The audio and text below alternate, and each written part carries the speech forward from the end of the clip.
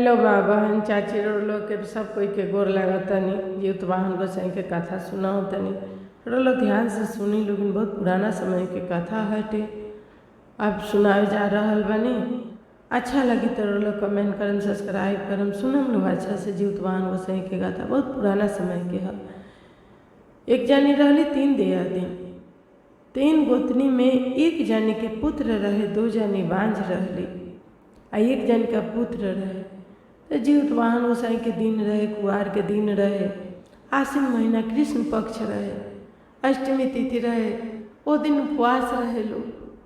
तो जात रहे लोग का जीवत वाहन गोसाई के सब सखी लोग मिल के नहाए जात रहे। तो वो सखी कहले कि हमू जाता नहीं नहाए, तो हमारे बच्चा के रखी केकरा के हम दी बच्चा। तो बेचारी बच्चा लेके परेशान रही, बाकी व्रत भूखा रही। तो कहले कि पानी में हम कैसे बच्चा के ले जाए। अपना गोतनी के कहली कि हे दीदी रौरा तनी बच्चा के हमरा राखी ना।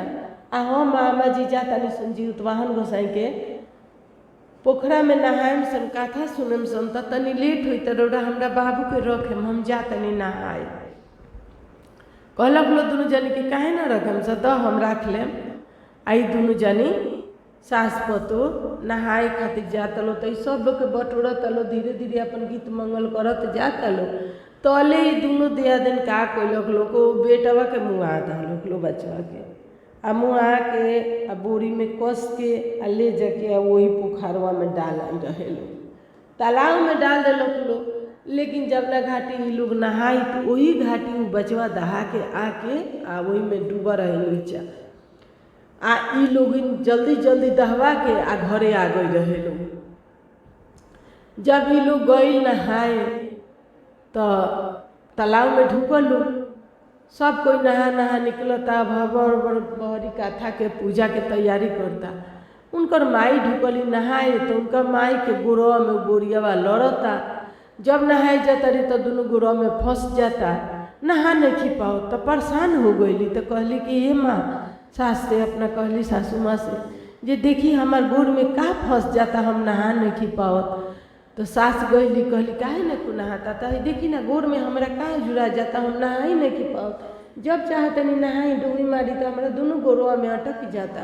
वो तो जीवत वाहन गोसाई के लीला रहे, फंस जाता। तो वो का कहली सास की तो चलो तो पहले हम आवतनी यो डूब के गईली, जाके बोरियावा के खींच के बहरी धो दली। कहली कि ठीक बा, नहा लख लो निगे काल के ले लो बोरवा। दोनों जानी मिल के खोलक लो, कहलक लो कि देखो में का बाटे। बोरवा हिलता, जब बोरवा खोलता लो तो में तो जिद्दा बच्चा, इतना सुंदर उनके बच्चा।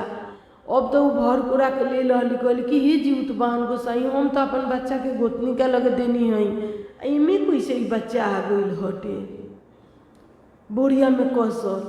अब तो ले लग लो गोदी में। पहले रोअली, बाद में बहुत खुश भइल दोनों जानी, बैठ के कथा सुनलक लो।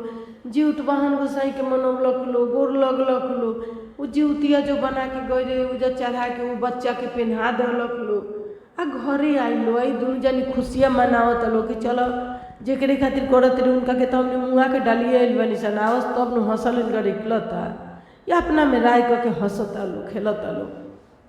घरे आई लो केवारी खुलवाता लो तो दोनों जानी हंसते खोलता लो।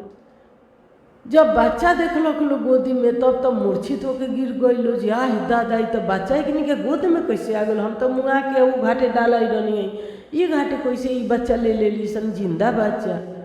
अब दोनों जानी चक्री लोग पड़ गए लो।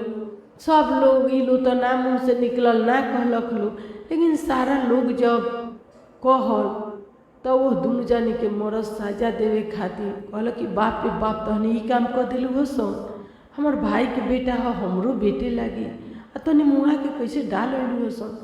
दोनों के लेके आ घर में बंद कर दहले, ताला मार दहले। कहले कि दोनों गोर के ये सजा बाटे। तब वही में पेवन पानी के गिरत लो, रोत लो, डहकत लो। तब फिर वो बच्चा के माई बारी तीन जाके गोड़ पर गिरत तारी कि ए भाई साहब रौरा गेट के हम खोल दी, दोनों जाने के बचा ली। भगवान के लीला रहा, हमार बेटा तो हमरा पास आ गई हो। अब बेटा के जीवत हम पा गई तो रौरा लोग के मत साजा दी। तब गेट खोलल ना दुनू जनी आके हुआ के गोड़ पर गिरल लो। कहली कि ना रोल तो बड़ दे दी हई, हमार गोड़ मत पकड़ी, गलती कैनी हलो जाए दिलो, ओकर माफी भगवान रोरा के दे देलन। दुनू जनी बड़ी रोअलो डंकल लो आ गोड़ पर गिरल लो, क्षमा मंगलक लो। जीवित वाहन गोसाई के इतना माफी मंगलक लो कि ओहो लोग के भगवान गोद भरलन आ इनकर तो छीन ले तो भरिए दहलन। हे जीवित वाहन गोसाई जौन गलती बोले सब माफ करम, जैसे वो लोग के रक्षा करी वही दुनिया अपन सारा लोग के रक्षा करी। राव जीवित व्रत सभी करता, गोर लागता प्रणाम करता, जो गलती बोले सब माफ करम। हे जीवित वाहन गोसाई गलती बोले सब माफ करम, प्रणाम करता।